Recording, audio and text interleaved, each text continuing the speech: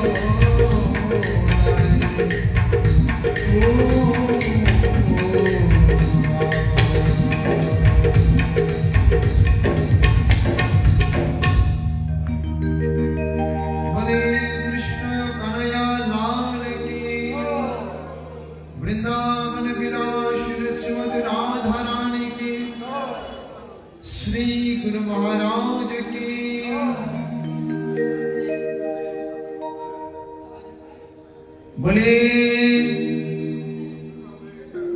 अपार करुणानिलय जगन्नाथ बलदेव सुभद्रा महाराज की बोले परम वैष्णव श्री लोकनाथ ब्रह्मचारी बाबा की जय जय श्री राधे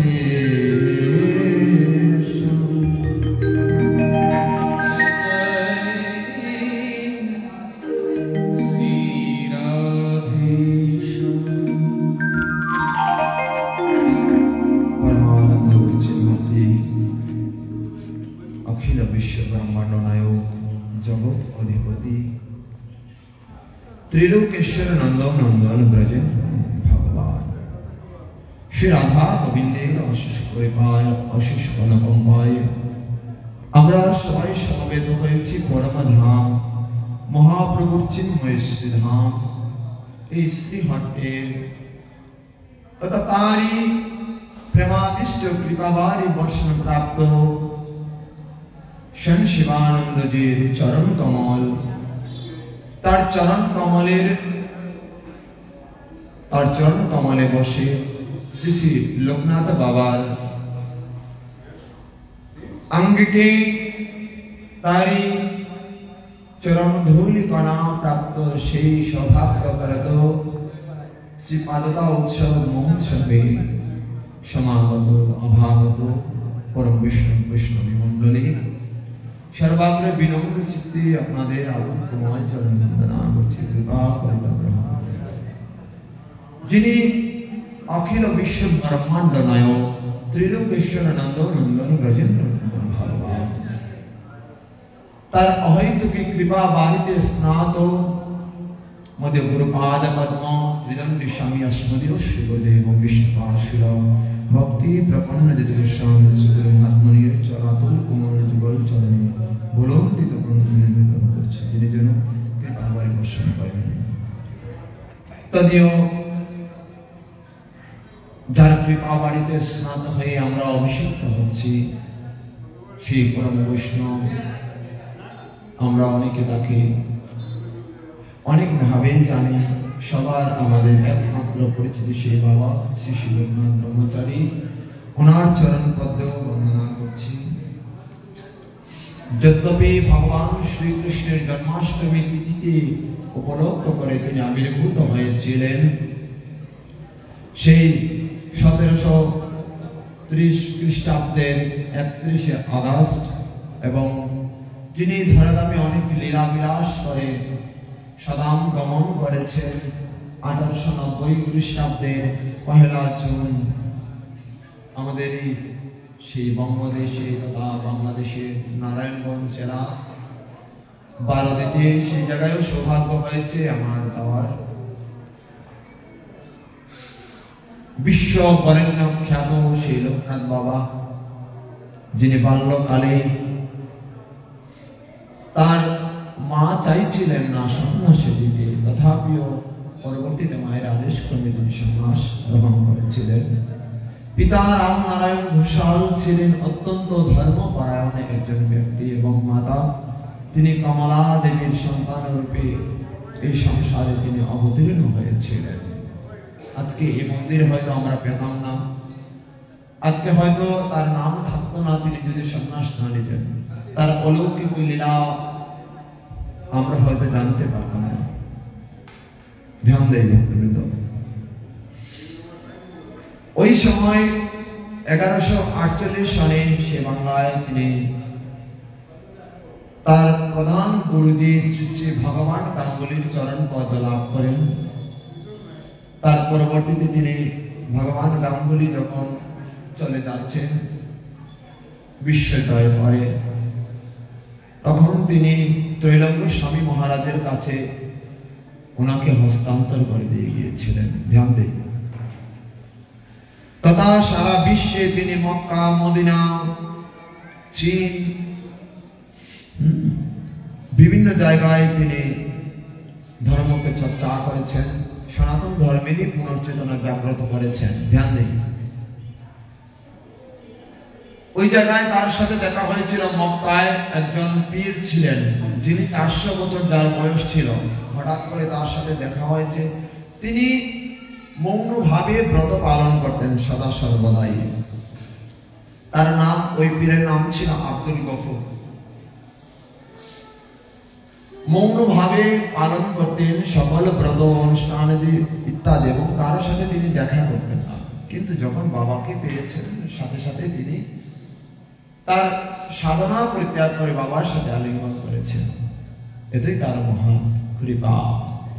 ত্রৈলঙ্গ স্বামী মহারাজ এমন একজন মহাপুরুষ ছিলেন যার সান্নিধ্যে বাবা লোকনাথ ব্রহ্মচারী গিয়েছিলেন, যিনি এই বিশ্ব ব্রহ্মাণ্ডে 360-এরও বেশি বয়স ছিল। এই বিশ্ব ব্রহ্মাণ্ডে আমরা হয়তো 120-100 এর উপরে থাকবো না, কেউ 60-70 এইভাবে আছি। বাবা পরমধাম লাভ করেছেন 160 বছর বয়সে। ত্রৈলঙ্গ স্বামী মহারাজ 360-এরও বেশি। মক্কার পীর আব্দুল গফুর, যার বয়স ছিল 400 বছর, 4 জন্মের কথা তিনি জানতেন। তো যার কথা বলছি, ত্রৈলঙ্গ স্বামী মহারাজ, যিনি নির্দ্বিধায় জলের মধ্য দিয়ে হেঁটে যেতে পারতেন, জল তাকে স্পর্শ করতেন না। ধ্যান দিয়ে শোনা। এমনকি 17 জন মৃত ব্যক্তিকে পুনর্জীবন দান করেছিলেন। আমরা নিজেরা কিভাবে বেঁচে থাকতে চাই সেটাই আমরা জানি না। সারাদিন পরিশ্রম করি, একদম গাধার ন্যায় খাটুনি করি। খাটুনি করতে করতে আমাদের মানব দেহের এমন একটা ডিজাইন হয়েছে, আমরা এক মুষ্টি চালের জন্য সারা দিন রাত পরিশ্রম করছি। ঠিক তো? আছি কেউ এখানে সারাদিন 1 কেজি চালের ভাত খেতে পারে? আছেন? একজন আছেন? যে অসম্ভব। সারাদিনে আধা কেজি চালের ভাত আমরা খেতে পারি না।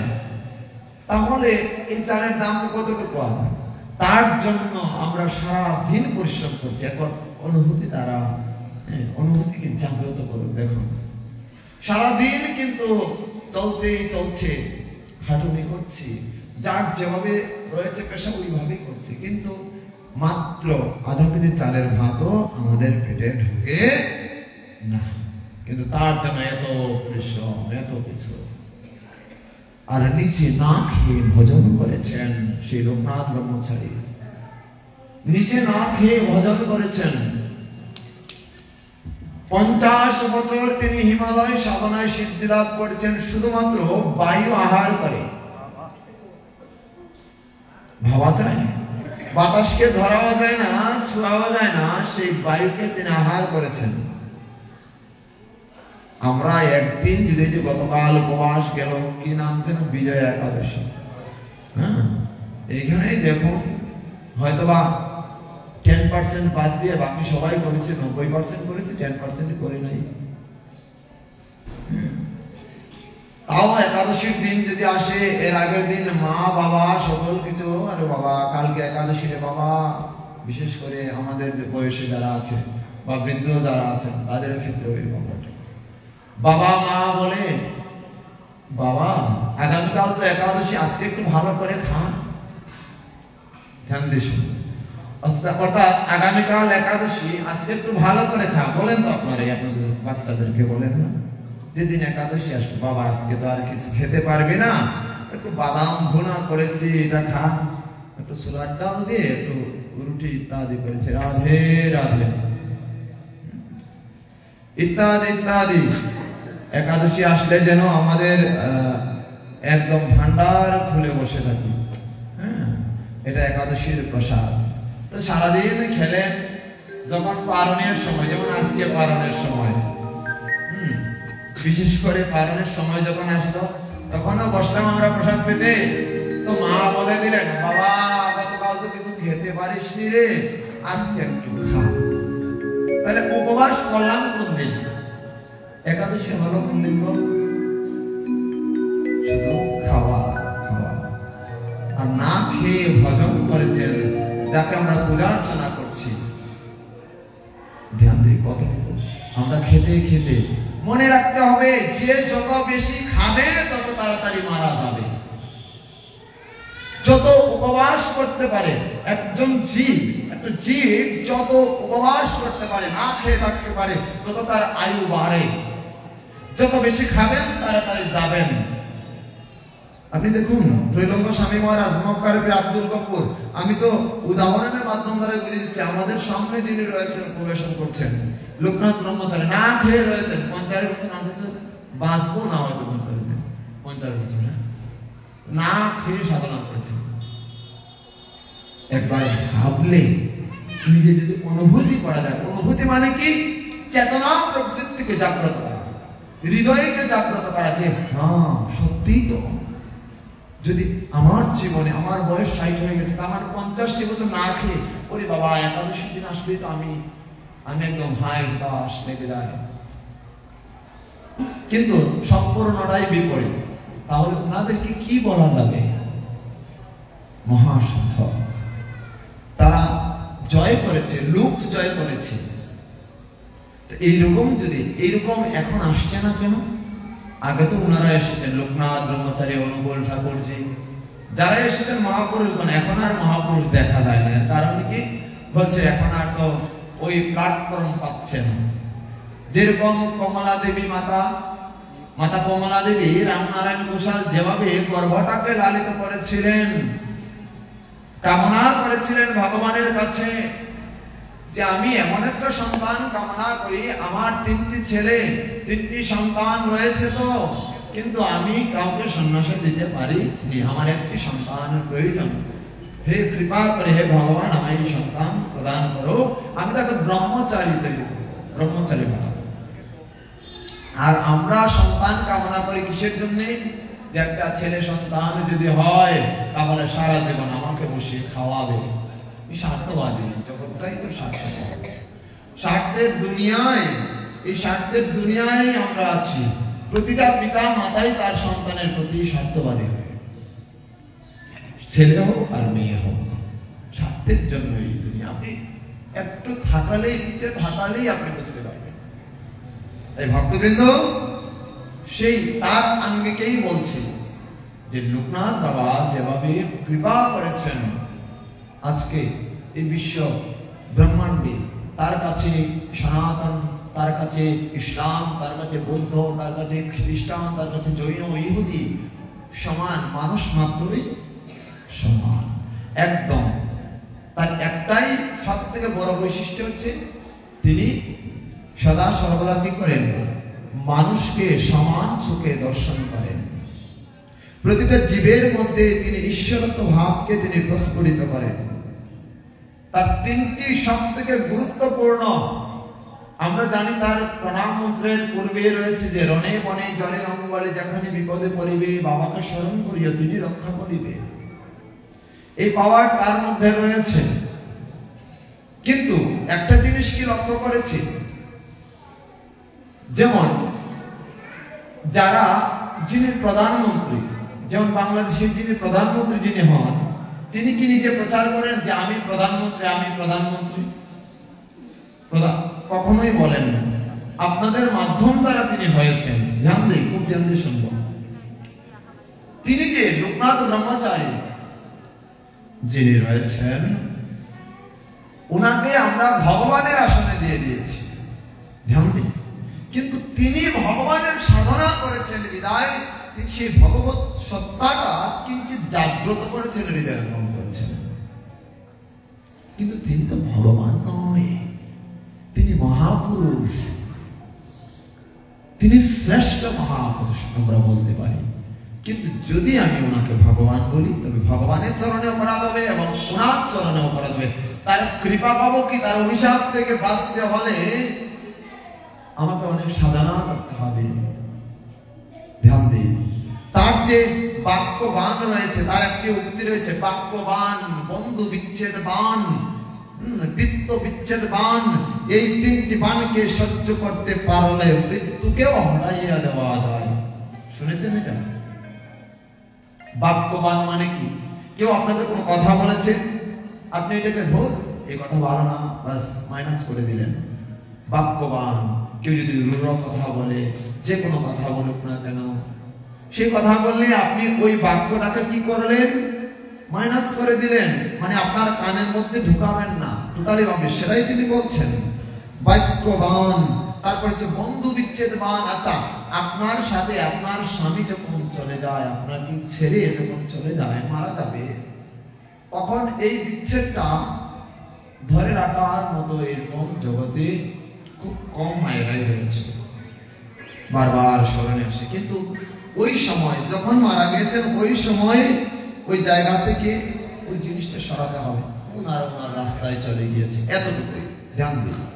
বৃত্ত বিচ্ছেদবান, কেউ বা সম্পদশালী, অনেক টাকার মালিক, অনেক অর্থের মালিক, ঐশ্বর্যের মালিক, এই জায়গাটাকে যিনি পরিত্যাগ করতে পেরেছে,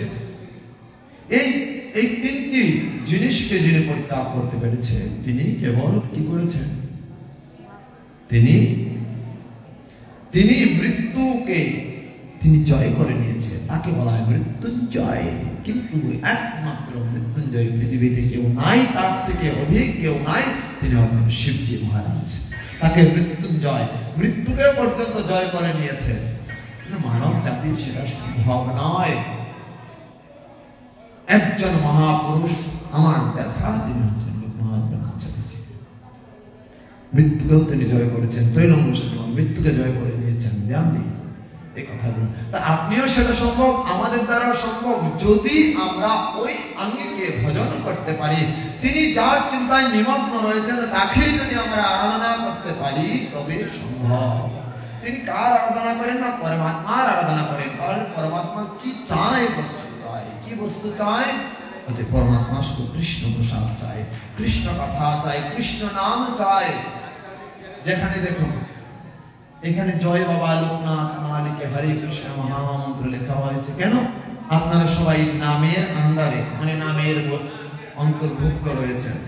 যেরকম এই বিশ্ব ব্রহ্মাণ্ডে চিত্রগুপ্ত, মানে কি গোপন ভাবে সিসি ক্যামেরা ফুটেজ রয়েছে উপরে। সবাই আকাশের নিচে না, নাকি আমরা বাইরে আছি? আকাশের নিচে আছি। ওই যে সিসি ক্যামেরা ফুটেজ ভগবান দিয়ে দিয়েছে, ওই ফুটেজটা আমাদের এখানেও আছে। দেখবেন বিভিন্ন মন্দিরে লেখা থাকে আপনি সিসি ক্যামেরার অন্তর্ভুক্ত রয়েছেন, তাই অসামাজিক কার্যকলাপ থেকে বিরত থাকুন, ইত্যাদি ইত্যাদি আছেন। তাহলে আমরা কি বুঝতে পারি? ওই পরমাত্মাই মানে হচ্ছেন কৃষ্ণ। কেন বুঝবো কৃষ্ণ? ব্রহ্মা বললেন তার ব্রহ্মসংহিতার প্রথম শ্লোকে বলছেন, ঈশ্বর পরম কৃষ্ণ সচ্চিদানন্দ বিগ্রহ অনাদিরাদি গোবিন্দ সর্বকর্ণ কারণ। ঈশ্বর পরম কৃষ্ণ সচ্চিদ আনন্দ, তার তিনটি গুণ রয়েছে। প্রধান তিনটি গুণ হচ্ছেন তিনি সৎ, তার থেকে সত্য বস্তু কিছু নাই। সত্য মানে নিত্য, যার কোন ধ্বংস নেই, একদম সত্য। চিৎ মানে হচ্ছে প্রকাশ। ভগবানকে বলতে হয় না যে আমি প্রকাশ হচ্ছি। গীতায় ভগবান নিজে স্বয়ং প্রকাশিত হয়েছেন, অর্জুনের মাধ্যম দ্বারা প্রকাশিত রয়েছেন। এই বিশ্ব ব্রহ্মাণ্ডে আপনি চিন্তা করুন, আমরা কৃষ্ণকে দর্শন করতে পারি না। যদি সরাসরি দর্শন করতে পারতাম, তাহলে আমরা জ্বলে পুড়ে একদম ছারখার হয়ে যেতাম। কিভাবে? সাধারণ সূর্যের আলোয় আমাদের শরীরটাকে কি করে? নিমজ্জিত করে দেয়। সূর্যের আলোয় আমরা ধরে রাখতে পারি না এই মানব দেহের শরীর দ্বারা, মানব দেহ দ্বারা।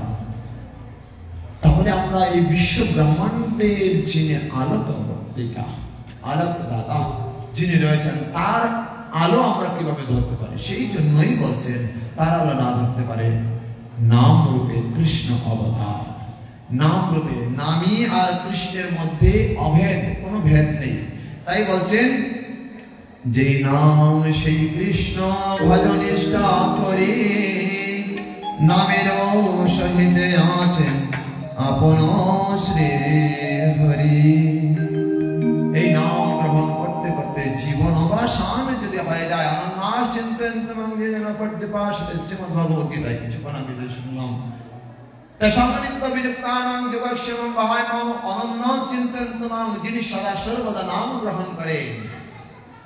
ইয়ে জনা পদ্য পাশ সম্মানিত বিযুক্তানাং যারা সদা সর্বদা কৃষ্ণের পাদ পদ্ম কামনা করে, কৃষ্ণের চরণ পদ্ম লাভ করতে চায়, কৃষ্ণ নাম যারা করে প্রতিনিয়ত তারা কৃষ্ণকে পাবে। কৃষ্ণ বলছেন দেবতারা যারা এই জগতের যারা মানব যারা দেবলোকের চিন্তা করে দেবতার আরাধনা করে তারা দেবলোকে, যারা পিতৃগণের আরাধনা করে তারা পিতৃলোকে, যারা আমার আরাধনা করে তারা অবশ্যই আমার ভাব প্রাপ্ত হবে, তারা আমার লোকে যাবে। আমার লোক মানে কি? স্বয়ং স্বয়ং ভগবানের শ্রীধামে আমরা চলে যাব। প্রেম সে বলো রাধে রাধে। তাই ভক্তবৃন্দ সেই নাম কেবল গ্রহণ করা উচিত যেই নাম আমাদের অন্তকালে চমামিব স্মরণ কাকলে ইহ প্রয়াত সমত্তমং জ্ঞানিনস্তত্র সংশয়। অন্তকালে যে নাম আমার কাছে আসবে সেই নামই কেবল গ্রহণ করা উচিত। আমরা যদি মনে করি যে আমরা সেজে বুঝে থাকবো, সাজাগোজের প্রয়োজন আছে, আমরা সেজে বুঝে থাকবো সবসময়, কিন্তু বদন দ্বারা যদি হরে নাম না করি তবে সম্পূর্ণ অসার। সুন্দর করে মালা করলাম, তিলক করলাম, কিন্তু অন্তরে যদি বিষাক্ত ভাব থাকে তবে নাম অসার। তীর্থে গেলাম, বনে গেলাম, সে কোন জায়গায় যায়, কিন্তু নাম যদি না করি তাহলে কোন গুরুত্ব আছে এই জগৎ সংসারে? তাই মানব জীবনের প্রত্যেক উদ্দেশ্য কি? সাধনা ভজন ত্যাগ তপস্যা দ্বারা শ্রীপাদ পদ্ম লাভ করা, ভগবানের শ্রীপাদ পদ্ম লাভ করা। ধ্যান দেই, নদীর জন্ম যেখানেই হোক না কেন সাগর হচ্ছে তার মিলন কেন্দ্র। সেটা কৈলাস সরোবরে হোক, মানস সরোবরে হোক, পাহাড় পর্বত নদী নালা ডিঙ্গিয়ে গিয়ে সাগরে এসে মিলিত হয়। নদী জীবনের সার্থকতা মহাসমুদ্রে গিয়ে মিলিত হওয়া, আর মানব জীবনের সার্থকতা হচ্ছে সাধন ভজন ত্যাগ তপস্যা দ্বারা ভগবানের শ্রীপাদ পদ্ম লাভ করা। নদী যেরকম সাগরে মিশে গেলে তার যেমন ধন্য, মানব সাধন ভজন ত্যাগ তপস্যা দ্বারা ভগবানের শ্রীপাদ পদ্ম লাভ করলে তার জন্য ধন্য হয়ে যায়। প্রেম সে বলো রাধে রাধে। জয় জয় শ্রী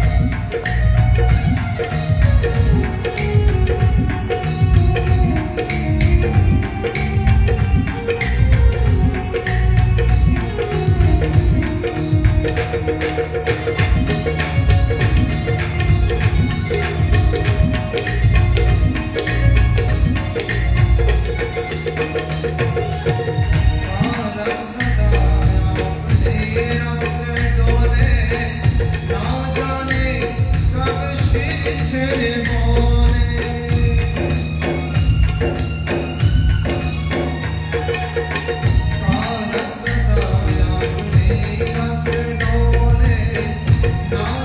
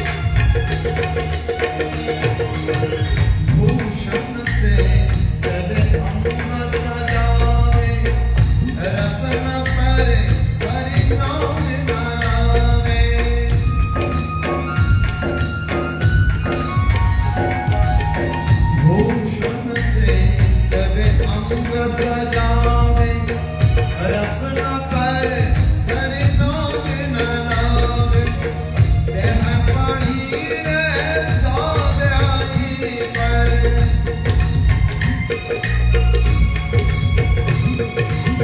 देह पड़ी रे जावे आई पर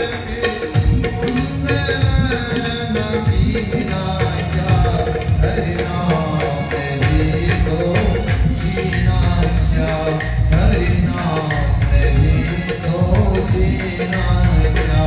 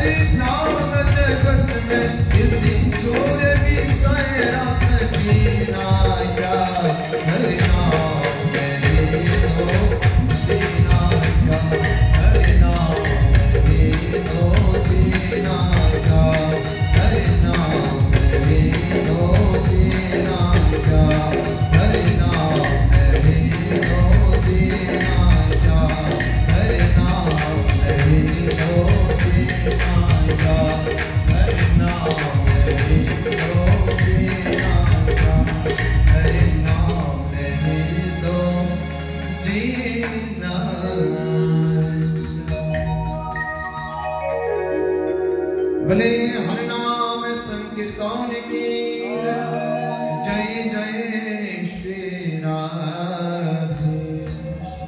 अच्छा जगत संसारे नाम নিতে নিতে কি কাউকে পাওয়া গিয়েছে? কেউ নাম নিতে নিতে ভগবানকে পেয়েছে এরকম কেউ আছে? আছে আছে। ধ্রুব মহারাজ শুধুমাত্র দ্বাদশ অক্ষর মন্ত্র জপ করে ভগবানকে লাভ করেছেন।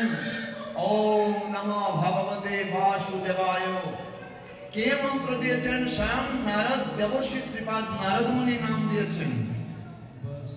কেন নাম দিয়েছেন? ধ্রুবে একাগ্রতা ছিল যে ভগবানকে লাভ করা। দেখুন কোন কেউ যদি কোন সাধারণ জীব যদি কোন বস্তুর লালসায় কোন বস্তুর কামনায় ভগবানের কাছে টোটালি ভাবে তার জীবন যৌবন সমর্পণ করে যদি কামনা করে তবে ভগবান তাকে সেটা উপহার হিসেবে দেয়। যেরকম কেউ যদি নির্জলা উপবাস একটা মাত্র করে শাস্ত্রের নিয়ম অনুসারে ভগবানের কাছে যা চাইবে তা অবশ্যই প্রাপ্ত হবে। কিন্তু কেউ যদি মনে করে যে না একটা নির্জলা উপবাস করে বাকির উপর ছেড়ে দেবো কারণ আমার একটাই দরকার ছিল, তাহলে সেটা সম্ভব নয়। করে যেতে হবে, আপনার যা হৃদয়ে আসে সেগুলো করতে হবে। তো ভগবানকে একাগ্রতার সেই ধ্রুব মহারাজ ডেকেছিলেন। কার? ভগবানের শ্রেষ্ঠ ভক্ত শ্রীপাদ নারদ মুনির অশেষ বিশেষ কৃপায় তার কৃপা বাণীতে স্নাত হয়ে সেই নারদ মুনির মাধ্যম দ্বারা শুধুমাত্র নারদ মুনির মাধ্যম দ্বারা ধ্রুব মহারাজ ভগবানকে লাভ করেছেন। দ্বাদশ অক্ষর মন্ত্র ধ্যান দিন। নারদ কিন্তু ধ্রুব মহারাজের গুরুদেব, দীক্ষা নিয়েছেন, মন্ত্র বীজ মন্ত্র কি পেয়েছেন? ওম নমো ভগবতে বাসুদেবায়। গুরু মন্ত্রে যাহার হবে সুদৃঢ় বিশ্বাস, অবশ্যই তার হবে ব্রজভূমে বাস। গুরু মন্ত্রে আমাদের যে কর্ণকলে গুরুদেব যে বীজ মন্ত্র প্রদান করছেন, নিশ্চয়ই আপনাদের সবার দেখতে হয়েছে, কিন্তু আমরা অনেকেই গুরু মন্ত্র, গুরুদেবের নাম পর্যন্তই ভুলে গিয়েছি। গুরু মন্ত্র মনে রাখতে হবে। কেউ যদি ভুলে যায় তার মানে বুঝতে হবে আবার তাদের পুনর্জন্ম হয়ে এই জায়গায় আসতে হবে। মানব এই শরীর নিয়ে আবার আসতে হবে এই বিশ্ব ব্রহ্মাণ্ডে।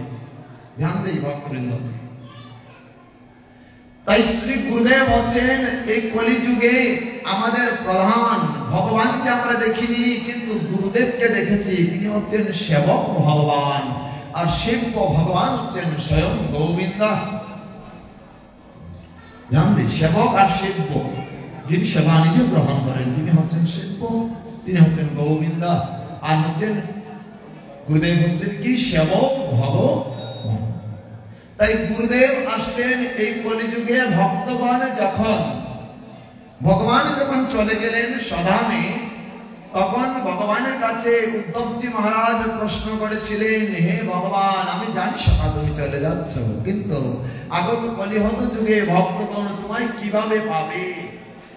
তিনি একমাত্র বলেছেন, আমি গুরু রূপে প্রতিটা জীবের ঘরে ঘরে যাব, তাদেরকে সেই নাম বিতরণ করব, তাদের কর্ণকমলে বীজমন্ত্র প্রদান করবো। শুধু তাই নয়, এই জগৎ সংসারে আমি গ্রন্থরাজ শ্রীমদ্ভাগবতম রূপে প্রবহিত হব। প্রেম সে বলো, জোর সে বলো, আরো জোরে। শোনা যাচ্ছে না পিছন থেকে? করে করে জয় জয় শ্রী রাধে। তাই তো পরিশেষে ধ্রুব মহারাজ ভগবানকে লাভ করেছেন, ভগবানের কৃপা বাড়ি নিয়েছেন। ধ্রুবের হৃদয়ে বাসনা ছিল শুধুমাত্র পিতার কোলে উঠবে। ধ্যান দিই, তার রাজ্য বাসনা ছিল না, তার রাজ্য ইত্যাদি বাসনা ছিল না, শুধুমাত্র পিতার কোলে উঠবে তার এইরকম বাসনা ছিল। মাতা সুরুচির গর্ভ থেকে সে জন্মগ্রহণ করে পিতার কোলে উঠবে বিধায় সে ভগবানকে পেতে চেয়েছিল। ওই যে সুদৃঢ় বিশ্বাসের কারণে ভগবানকে তিনি লাভ করেছেন। শঙ্খ চক্র গদা পদ্ম রূপে স্বয়ং ভগবানকে লাভ করেছেন। ভগবান সামনে, কিন্তু ধ্রুব মহারাজ একাগ্রতার সহিত ভজন করছে, চক্ষু মুদিত করে ভজন করছে। হঠাৎ করে ভগবান বলছে, আমি এসেছি। ধ্রুব চক্ষুল চক্ষুল, ধ্রুব তো চোখ বলছে না। ভগবান সূক্ষ্ম রূপে তার হৃদয় মন্দিরে প্রবেশ করলেন। দেখলেন এমন ভাবে সিংহাসন সাজিয়েছে যেন এই জায়গায় শ্রেষ্ঠ ভক্ত আর কে হতে পারে। ভগবান ধ্রুবের হৃদয়ে অবস্থান করলেন, আর তৎক্ষণাৎ ধ্রুব মহারাজের হৃদয় থেকে যখন বৈশুদ্ধ রূপে যখন বিরাট আকার ধারণ করলেন, ধ্রুব মহারাজের ধ্যান ভঙ্গ হলো। আর ধ্যান ভঙ্গ হওয়ার সাথে সাথে স্বয়ং ভগবানের সেই রূপ মাধুর্য দর্শন করলেন। সাথে সাথে ভগবানকে সাষ্টাঙ্গ প্রণাম করলেন। হে গোবিন্দ, হে গোপাল, হে দয়ার ভান্ডার, তুমি কর দয়া দয়ার ভান্ডার, হে দয়ার ভান্ডার, হে গোবিন্দ, হে গোপাল, হে দয়ার ভান্ডার, হে গোবিন্দ, হে গোপাল, হে দয়ার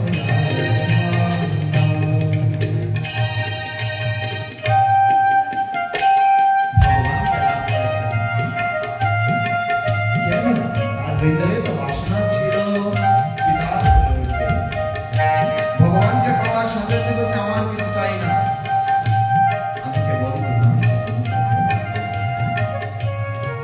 শুধুমাত্র তোমার পাদ পদ্ম লাভ করে আমি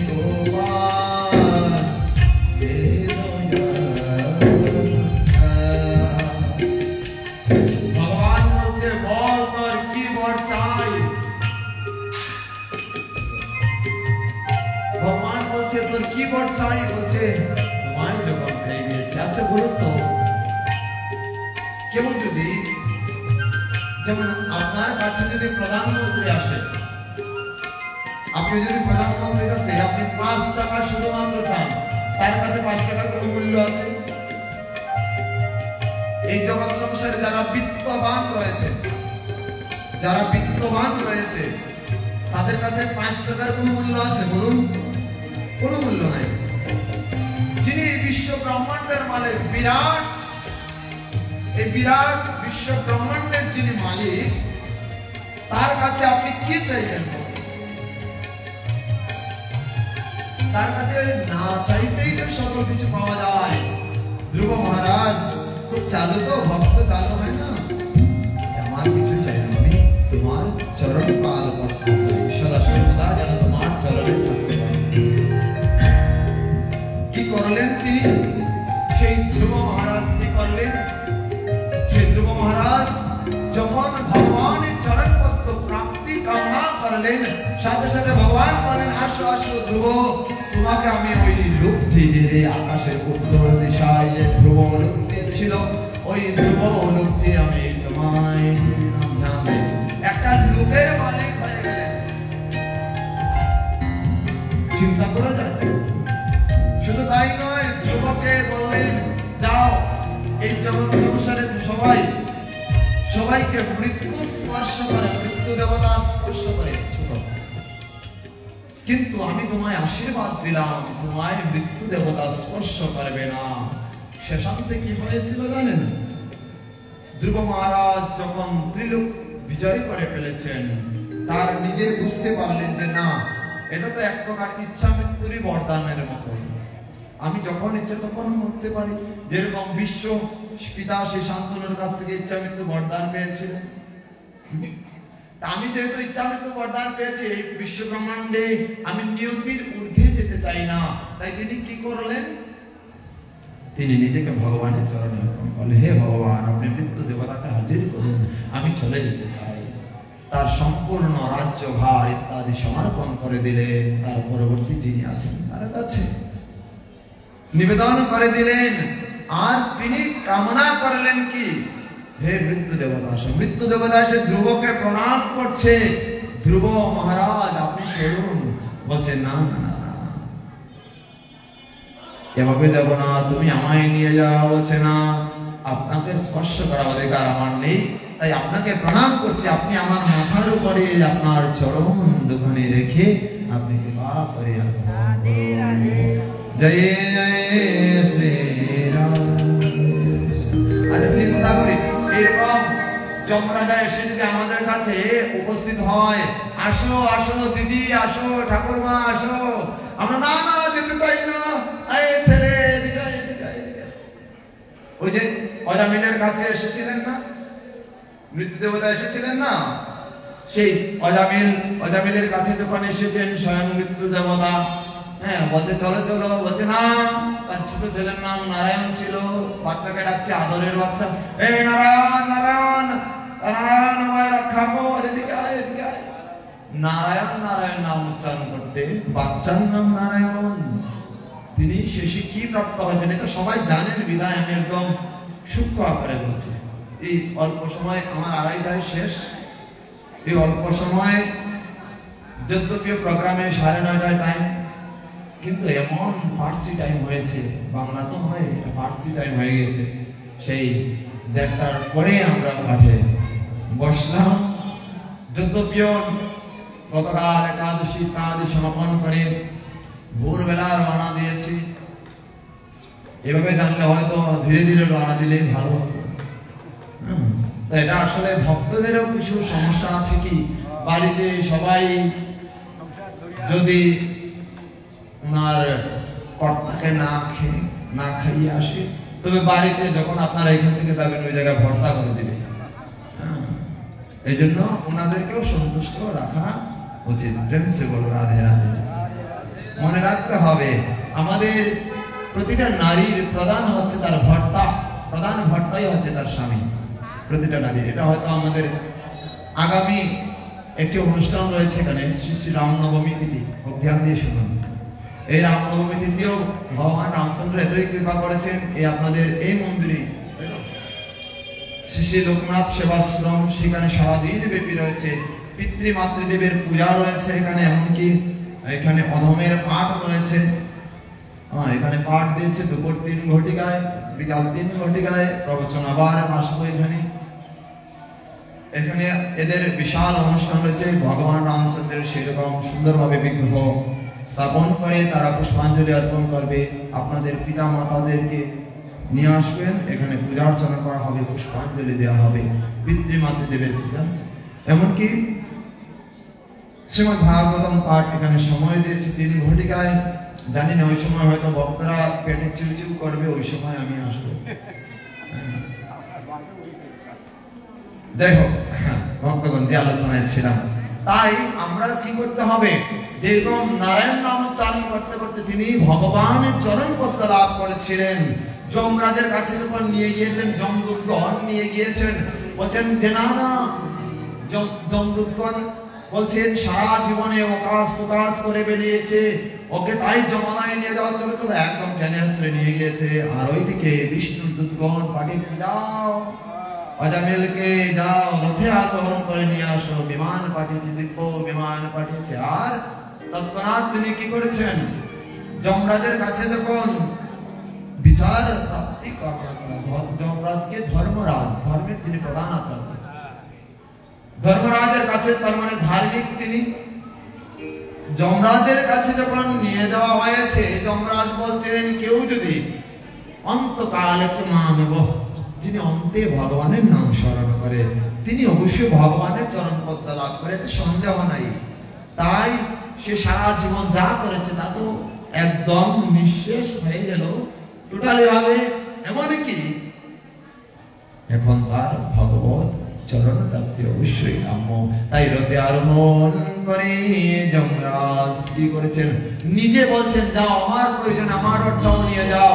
তাকে ভগবানের সধামে পাঠিয়েছেন। জয় জয় শ্রী রাধে।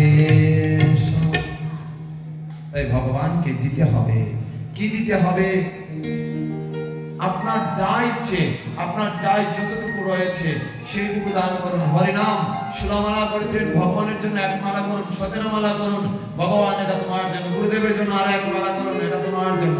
এক একজনের নামে একটি আমরা দিয়ে দেব। আমরা সারা জীবন শুধু আমার আমার আমায় দাও ভগবান, আমায় সুস্থ রাখো, আমার দাদা সুস্থ রাখো, আমার 14 গোষ্ঠী সুস্থ রাখো, ভগবানকে কখনো কেউ বলি না। আচ্ছা বলুন তো, কেউ এখানে আছেন? বুকে হাত দিয়ে বলুন তো, কেউ একজন বলুন তো বুকে হাত দিয়ে যে আমি একবার ভগবানকে বলবো, ভগবানকে বলেছি যে ভগবান তুমি ভালো থেকো। আছে কেউ একজন হাত তুলুন। সদা সর্বদা আমাদের বলা উচিত ভগবান তুমি ভালো থেকো, কেননা তুমি যদি ভালো না থাকো তবে এই বিশ্ব ব্রহ্মাণ্ডের কেউ ভালো থাকবে না। ঠিক আছে? তাই তাকে বলা উচিত। প্রথমে ঘুম থেকে উঠে প্রণাম করে ওনাকে বলবেন, গোপাল যদি তাকে বাবা তুই ভালো থাক, সুন্দরভাবে খাওয়াতে পারি না, তুই মাঝে মধ্যে দৌড়ে মা যশোদার কাছে গিয়ে ননি চুরি করিস, এটা আমার কোনো আপত্তি নেই, কিন্তু দিন শেষে একবার আমার ঘরে আসে। এই হলো আমাদের ভদ্র। এটা যদি করতে পারি, কিন্তু এগুলো তো করতে পারি না। তাও সারাদিনের জন্য একটু চিনি বাতাসা নকুলদানা, একটা আপেল যদি ভগবানের জন্য নেই, ওইটাকে কাটতে কাটতে কাটতে কাটতে একদম ছোট ছোট টুকরা করে ভগবানের জন্য এই এই এত বড় থালা আছে তো আপনাদের বাড়িতে আছে না? ছোট ছোট থালা না, ভগবান তো কথা বলতে পারে না, বুবা, তার জন্য ছোট ছোট থালা। আর একটা কলাকে কেটে 4টা থালা যদি হয় তাহলে 4টা থালায় ভরে দিবে। বেশি চিনি দেব না, বেশি চিনি দিলে আবার ভগবানের ডায়াবেটিস হয়ে যাবে। সেই জন্য আমরা একটু একটু চিনি দেব প্রতিটা থালার মধ্যে, দেখবেন। আচ্ছা আপনার নিজের বাবা মাকে একটু চিনি দিয়ে সারাদিনের জন্য বসিয়ে রাখুন তো। আপনার নিজের শ্বশুর শাশুড়িকে একবার ওই একটু চিনি দিয়ে আপনি বসিয়ে রাখুন, থাকবেন জগতে। কিছুদিন পরে ওরে বাবা আমার তো বৃদ্ধাশ্রমে গেলে ভালো ছিল, 3 বেলা না হয় 2 বেলা তো খাবার পেতাম। এরকম সন্তান তুমি করিও ঘটন। নিজেকে তুমি নিজেকে প্রকাশিত না করে ভগবানের চরণ পদ্মকে তুমি প্রকাশিত করো। আমরা তো বারবার বারবার যে জিনিস ভাইরাল হয় ওই জিনিস নিয়েই আমরা পড়ে থাকি, কিন্তু ভগবানের নাম, ভগবানের কথাকে কখনো ভাইরাল করতে পারি না, ভগবানের কথাকে কখনো, হরিনামকে কখনো ভাইরাল করতে পারি না। আমরা ভাইরাল করি মানুষের কথা, ছায়াছবি, চাচা হেনা কোথায়, এই যে কথাগুলো আমরা এগুলো ভাইরাল করি, অথচ হরিনাম করে ভাইরাল করে দেয়। আছে কেউ হরিনাম করে ভাইরাল করতে দেখছে? হয় না। কারণ আমরা সবাই কিসের দাস? আমাদের অভ্যাস এমন হয়েছে, অভ্যাস আর ভালোর দিকে নেই।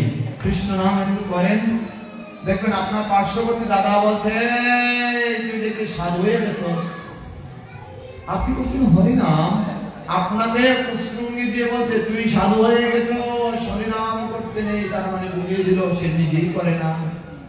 আপনার গলায় মালা, তার ভিতরে জ্বালা, বলবে 3 পেজ দিতে নেই, বলবে 3 পেজ দিতে নেই, 2 পেজ দিয়ে পেশা পেশে তার হৃদয় মন্দিরে, অথচ তার গলায় দেখবেন মালা নাই। সনাতনের একমাত্র পরিচয় তুলসী মালা। আপনি যদি কণ্ঠে দিতে সমস্যা হয়, আমি বলছি না যে আমার মতো মোটা মোটা মালা দিতে, আপনি ছোট করেই দিন,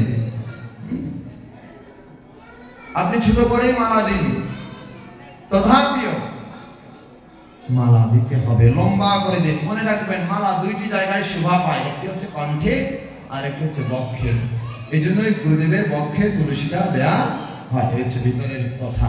প্রেম সে বলো রাধে রাধে, জোর সে বলো আরো জোরে, দুই হাত पर करें जय जय श्री राम। ध्यान दें। তাই এই জগৎ সংসারে আমরা আসবো যাব, কিছু কিছু জিনিস আমাদের হৃদয় মন্দিরে রাখা উচিত। ধ্যান দিন। বহুনাম জন্মনান্তে জ্ঞানমন্মন প্রবোধতে বাসুদেবং সর্বম ইতি সমাগম সুদুর্লভ। একমাত্র জগতে সুদুর্লভ ভক্তগণই স্বয়ং ভগবানকে উপলব্ধি করতে পারে। অর্জুনই কেবল উপলব্ধি করতে পেরেছিলেন। তাই তো অর্জুনকে উপলব্ধ করে জগৎ সংসারে আমাদের সবাইকে গীতার জ্ঞান দান করেছিলেন ভক্তবৃন্দ। খুব ধ্যান দিয়ে শুনুন।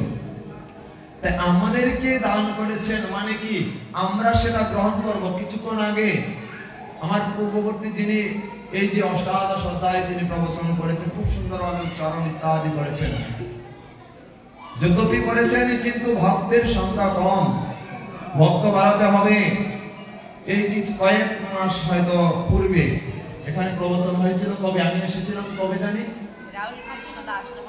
ওই যে কার্তিক মাসে নাকি দামোদর মাসে প্রোগ্রাম, আমাকে দেখেছেন তো, দামোদর মাসে প্রোগ্রাম ছিল এই জায়গায়।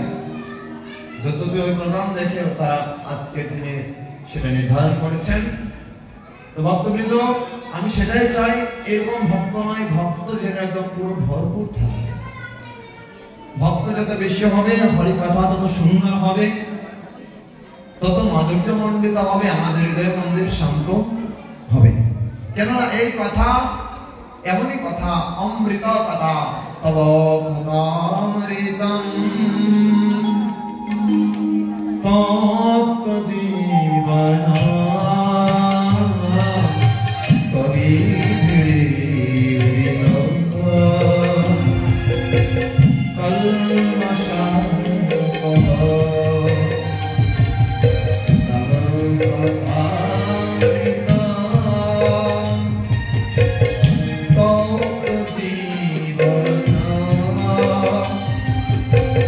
কবি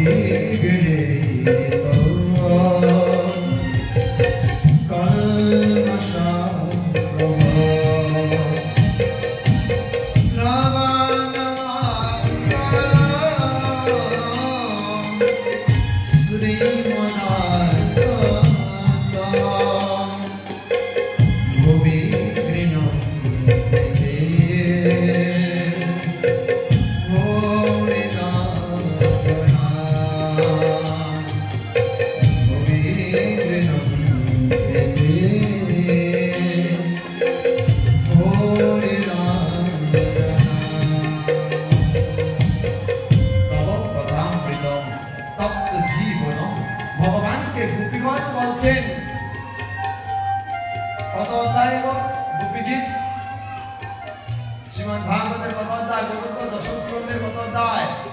31, তাই তো? 30-31 অধ্যায়ে যা রয়েছে তা হচ্ছে মূল। তব কথাম বিতম তত্ত্ব জীবনম, তোমার কথার অমৃত।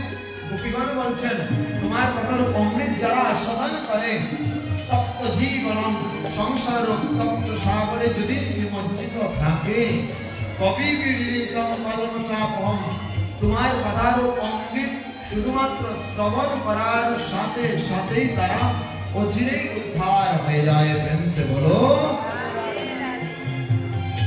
শ্রবণ মঙ্গলম, তোমার কথা এমন কথা যে কথা শ্রবণ মাত্রেণ মঙ্গলপ্রদম,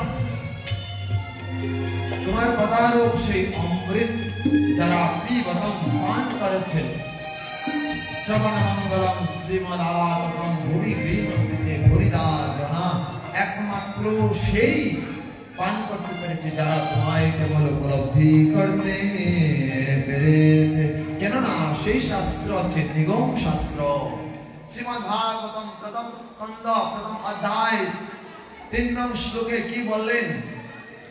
নিগম কল্পতরুর গলিতম ফলম শুভকামৃত দ্রব সংযুতম পিবত ভাগবতম রসমালয় মোহরহ রসিকা ভুবে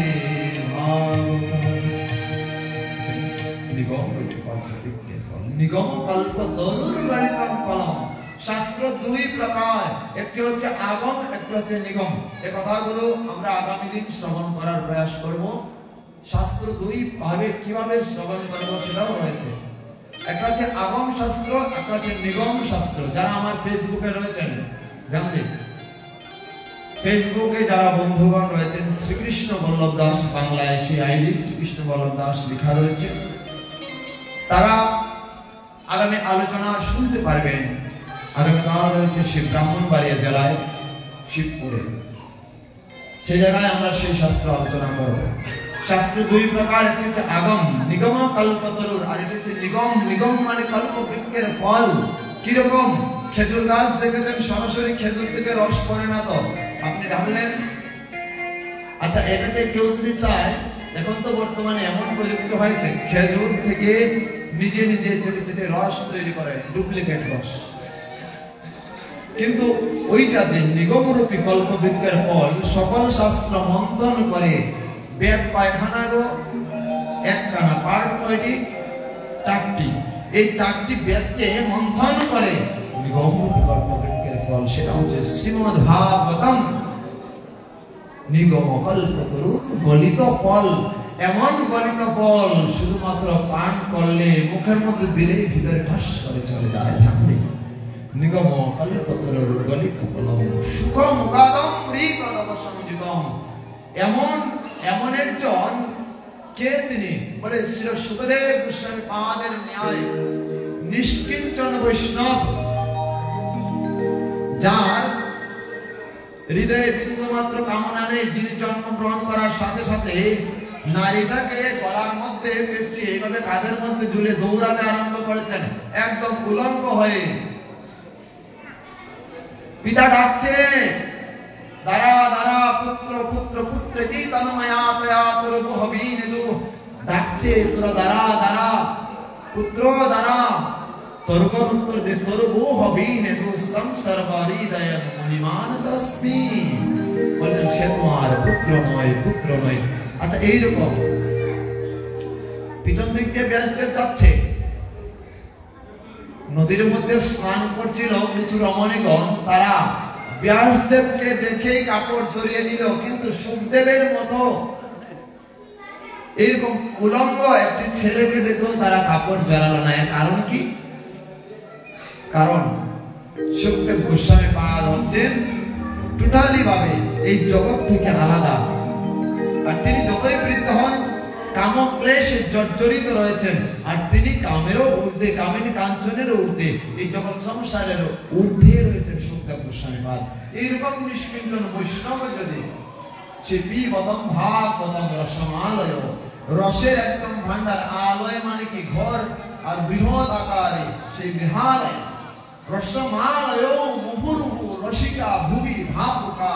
সে যে রসিক এবং যে ভাবুক সবাই কিন্তু সেটা পান করতে পারে না। কারা কারা পান করতে পারে দাদু? কেবল রসিক আর সে যে ভাবুক। মুহুর্মুহু রসিকা ভুবি ভাবুকা, ভাবুক ভক্তগণ কেবল সেটা পিবত পান করতে পারে। জয় জয় শ্রী রাধে। সেই ভাগবত মানে স্বয়ং ভগবান।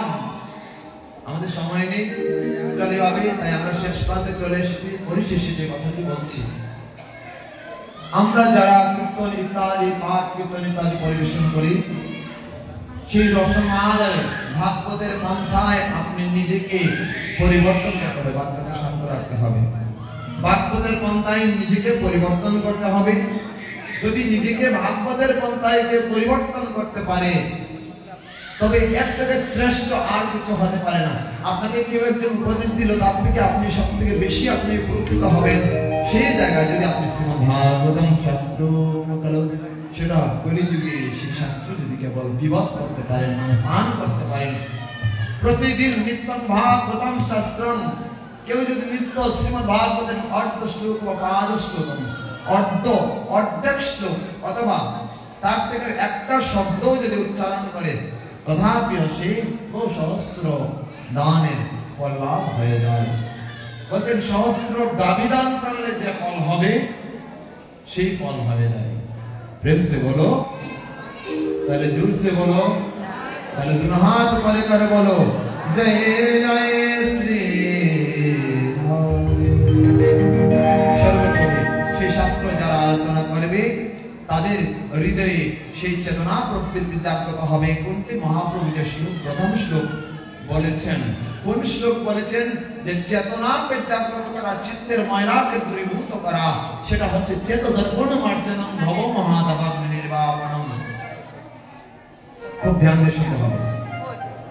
শ্রেয় কৈরব চন্দ্রিকা বিতরণম বিদ্যা জীবনম আনন্দামৃতিবর্ধনম প্রতিপদ পর্ণামৃতাস্বাদনম সর্বাত্মস্নপনম পরম বিজয়তে শ্রীকৃষ্ণ সংকীর্তনম।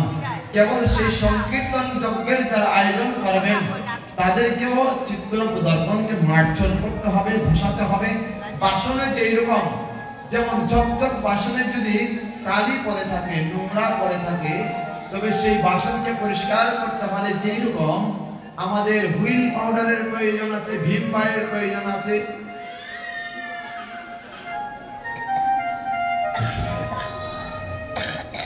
ভীমবারে যেরকম প্রয়োজন আছে, ঠিক তদ্রুপই কি করা উচিত? আমাদের হৃদয় মন্দিরকে শান দেওয়া উচিত। এই শান কেবল দিতে পারে সেটা হচ্ছে হরিনাম সংকীর্তন। এই সংকীর্তনকে প্রাধান্য দিবেন, তার আগে শ্রবণ। নববিধা ভক্তির মধ্যে শ্রবণ, তারপরে হচ্ছে কীর্তন। কিন্তু শ্রবণে আজকাল আমাদের ব্যাঘাত হচ্ছে, কেননা অবৈষ্ণব মুখ গিরিলম কুত হরিকথামৃত বর্জিতম। কোন অবৈষ্ণবের মুখ দ্বারা যদি আমরা হরিকথা শুনি, সেটা হচ্ছে সর্বোৎকৃষ্ট যথাপয়।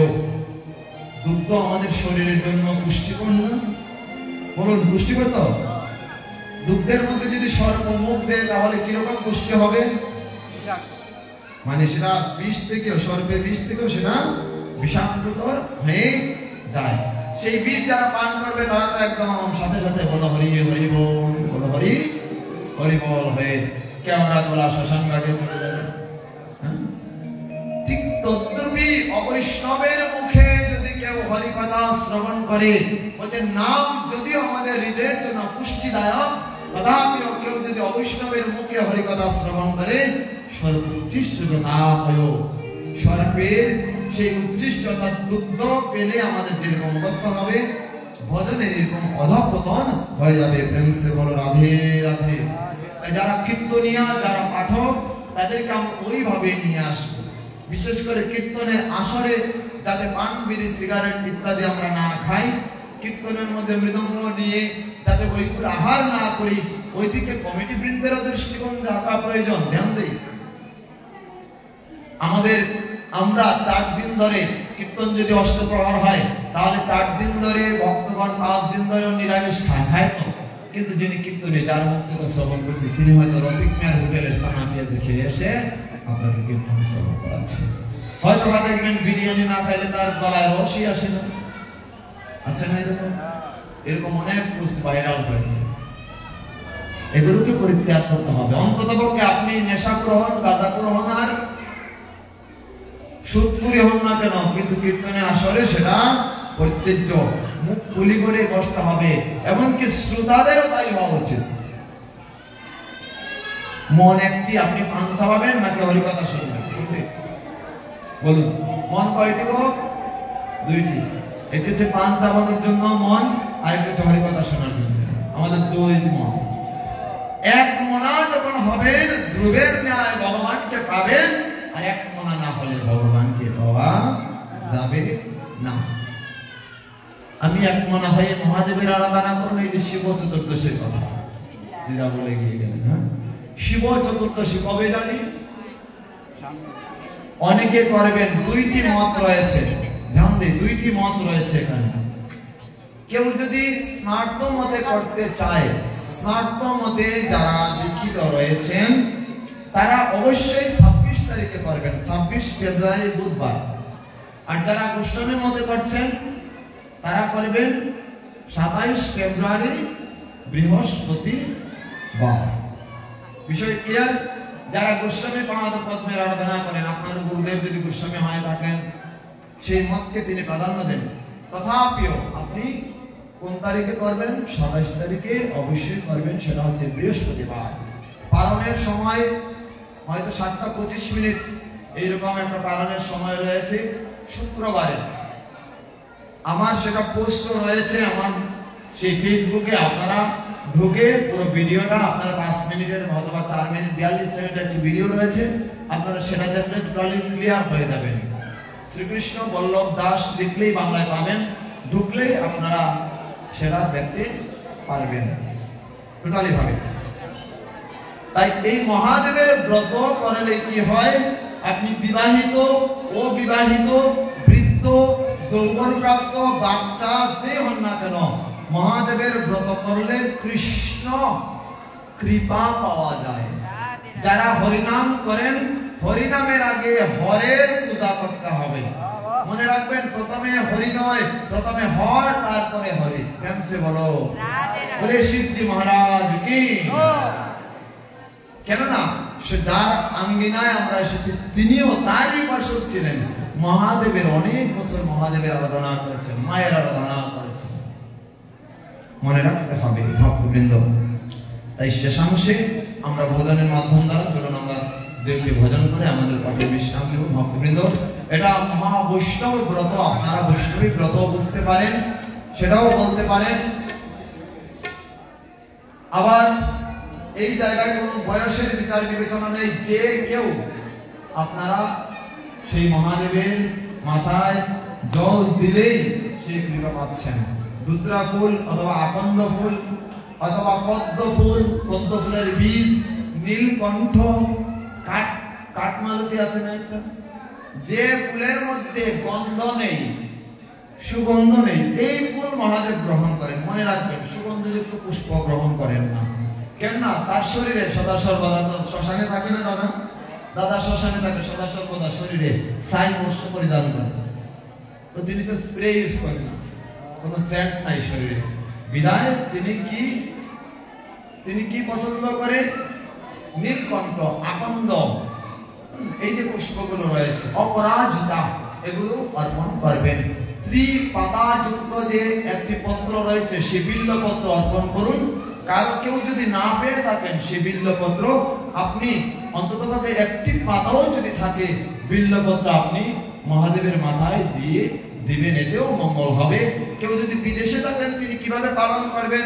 ওই জায়গা তো বেল গাছ পাবেন না যে আপনি টান দিয়ে বেল পাতা নিয়ে আসেন। ওই জায়গায় বলছেন কেউ যদি বেলের পাতা চূর্ণ করে ডাস্ট করেও যদি নিয়ে যায়, একটু ডাস্টও যদি সেই মহাদেবের মাথায় দেয়, তথাপি মহাদেব প্রসন্ন হন।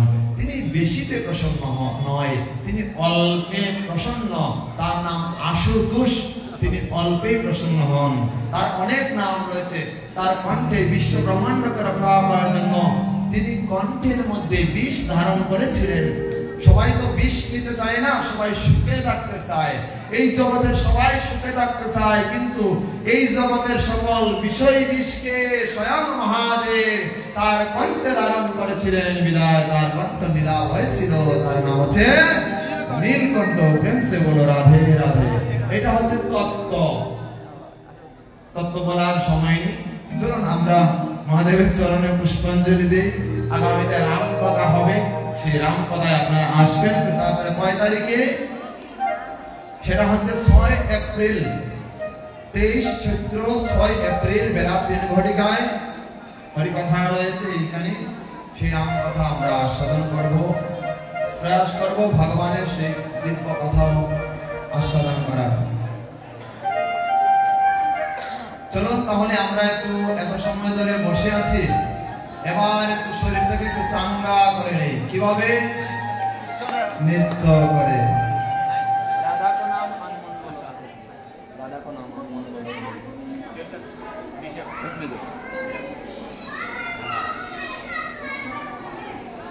চলুন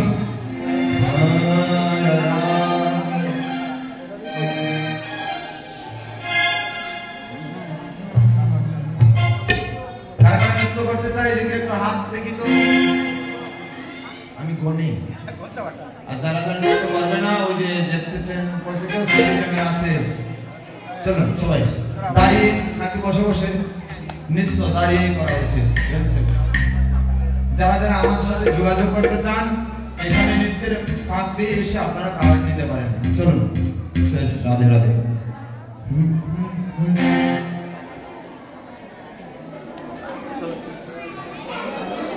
राधा को नाम अनमोल बोलो, राधे राधे।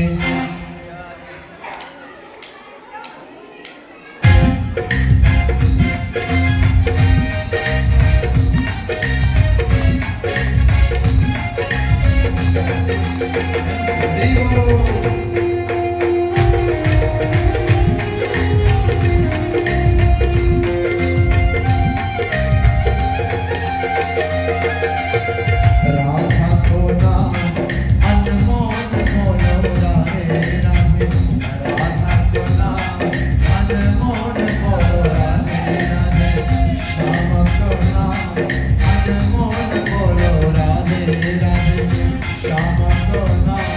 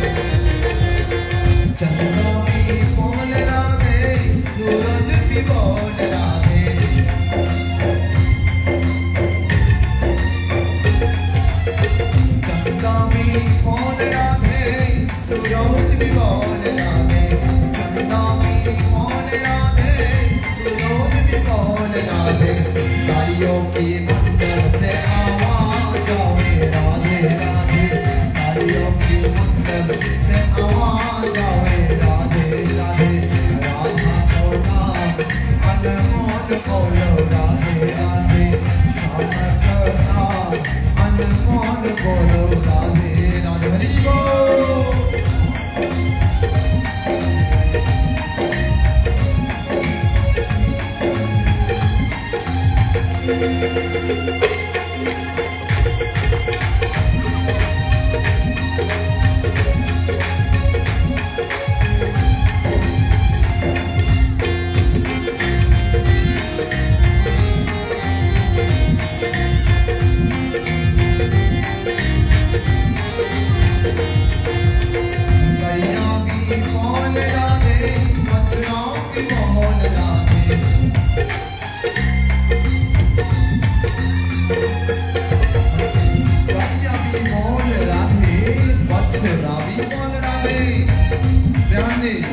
जगत संसार सबाई बोलছে ब्रह्मा থেকে विष्णु आदि चंद्र থেকে सूरज आदि गंगा থেকে যমুনা आदि এবং গাভীগণ বলছে এবং তার সাথে বাছুরগণ বলছে আর আমরা সবাই প্রেম से বলে রাধে রাধে गैया भी बोल राधे बछड़ा भी बोल राधे गैया भी बोल राधे बछड़ा भी बोल राधे दूध की धार से आवाज आए राधे राधे दूध की धार से आवाज आए राधे राधे राधा को नाम अनमोल बोलो राधे राधे श्याम का नाम अनमोल बोलो राधे राधे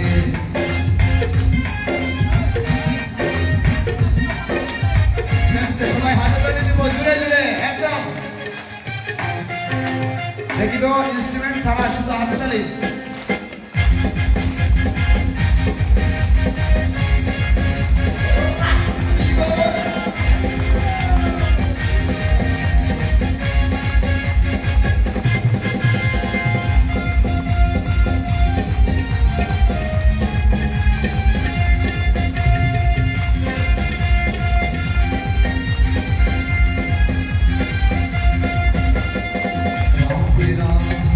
चमक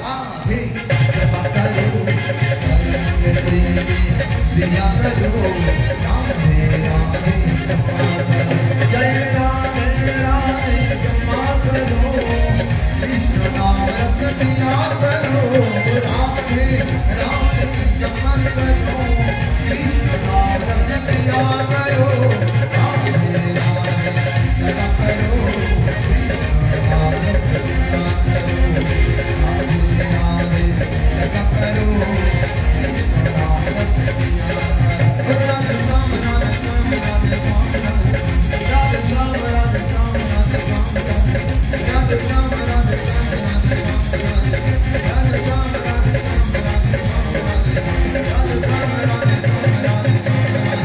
श्याम राधे श्याम राधे श्याम